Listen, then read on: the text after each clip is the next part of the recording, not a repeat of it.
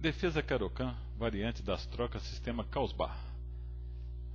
E4, C6, defesa Caro-Kann, D4, D5. Depois de E toma D5, C toma D5, entramos na variante das trocas. Se C3 é 6, essa é a famosa formação Causbar. As brancas têm maioria na ala da dama e as negras minoria. E claro, na ala do rei o inverso. É uma formação que pode chegar em muitas sequências. Por exemplo, no gambito da dama, depois de D4, D5, C4, E6, cavalo C3, cavalo F6, bispo G5, bispo E7, E toma D5, C toma D5, chegamos na mesma formação invertida. Agora as brancas que têm o peão central de E e as pretas que têm o peão de C. E quem tem a minoria na ala da dama são as brancas. Na posição que nós chegamos, quem tem a minoria é as negras. Depois entraremos em detalhes dos planos alternativos, mas o plano principal dessa variante é: as brancas vão colocar um cavalo em E5, cavalo F3, E5, bispo em D3 e pressionar as negras na ala do rei tentando atacar. E as negras vão desviar a atenção para esse plano, fazendo o famoso ataque de minoria, avançando o peão A e B. Vamos seguir na partida para ficar mais claro. Depois de bispo D3, cavalo C6, C3, cavalo F6. Aqui é muito normal jogar bispo F4, como na famosa partida Fischer e Petrosian, Belgrado, 1970, quando esse plano começou a ser bastante utilizado, com a ideia do Fischer. O Ivanchuk jogou H3, que é outro lance lógico, cercando o bispo de C8, que não pode sair nem para F5 nem para G4, e se as negras jogam E6, esse bispo fica preso do lado de dentro da cadeia. E5 é uma opção para as negras evitarem o que ocorreu na partida. Depois de D toma E5, cavalo toma E5, as negras aceitam jogar com o peão isolado para ficar com o jogo mais livre, como aconteceu em Radjabov e Ivanchuk 2008, que acabou empatando. Nas partidas que quem tem o peão isolado central tem melhor desenvolvimento, isso não é um grande problema. Aqui as negras seguiram G6, vamos seguir a partida de Ivanchuk e Riazantsev na Rússia em 2008. É muito comum nessa posição jogar cavalo F3. Depois de bispo G7, dama C2, roque, cavalo E8, torre E1, sempre a estratégia de segurar E5, cavalo D6, dama B3. O Ripka aqui recomenda bispo E6, um lance estranho, mas bom. Ripka é um poderoso programa de xadrez. E6 nós vamos seguir uma partida do Beliavsky. Bispo F4, B6, cavalo A3, bispo B7, dama D1, torre C8, cavalo C2, cavalo A5, dama C1. As negras vão sofrer o ataque depois da troca dos bispos de casas negras. Cavalo de AC4, torre B1, B5, bispo H6, A5. O plano das negras é continuar a pressão na ala da dama, tentando desviar a força do ataque das brancas. Depois de bispo toma G7, rei toma G7, B3, cavalo B6, cavalo E3, com F5, as negras cortaram totalmente a possibilidade de ataque com auxílio do bispo de D3, mas enfraqueceram muito as casas C5 e E5. Vamos ver como Beliavsky explorou isso brilhantemente. Depois de cavalo D1, cavalo E4, sacrificando o peão de B para iniciar um ataque na ala do rei. Bispo toma B5, G5, bispo D3, F4, cavalo D2, expulsando a peça mais importante das negras. Depois de cavalo toma D2, dama dama F6, dama E2. Agora nós vamos ver o problema do debilitamento da estrutura de peões. O Beliavsky vai invadir a posição por E5 e C5. Torre de C8, dama H5, criando condições de ataque. Dama H6, dama toma H6, rei toma H6, nem trocando as damas vai impedir a invasão. F3, rei G7, cavalo F2, cavalo ameaça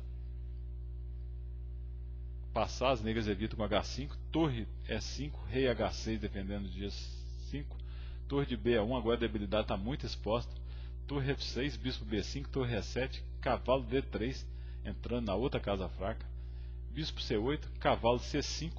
Agora as negras estão na posição ultra passiva e perderam rapidamente depois de cavalo A8, bispo C6, cavalo C7, bispo toma D5, um truque tático aproveitando a coluna E.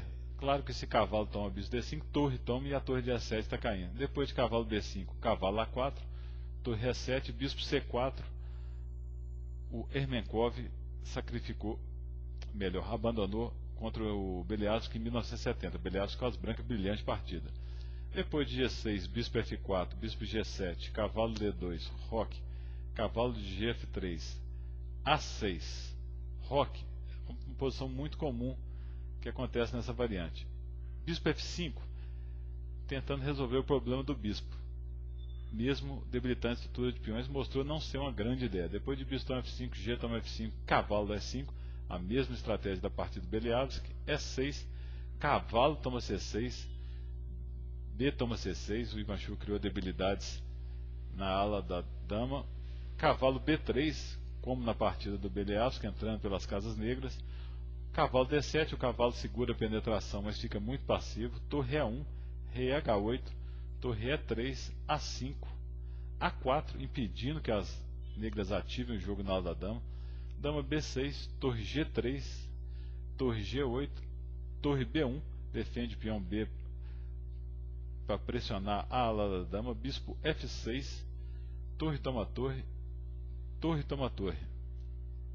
Voltando aqui só um pouquinho, as negras têm que tentar algo ativo, talvez um C5 aqui, porque elas vão ficar amassadas estrategicamente. Depois de bispo F6, torre toma G8, torre toma G8, bispo D6, sempre a estratégia das casas negras. Dama D8, dama E2, ameaçando penetração na ala da dama enfraquecida. Se dama B6 agora, pode seguir simplesmente cavalo C5, penetrando direto. Depois de cavalo C5, bispo toma C5, o jogo das negras continua muito sem perspectivas, muitas debilidades. Depois de dama C2, que seria bom também dama C2, impedindo qualquer contra-jogo das negras. Mas seguiu cavalo B6, bispo F4, cavalo C4, cavalo C5, bispo G5, bispo H2, claro, evitando a troca dos bispos de casas negras para explorar exatamente as casas negras, bispo F6, B4, A toma B4, torre toma B4, agora as brancas têm um poderoso peão passado na ala da dama, dama F8, tentando algum tipo de contra-jogo.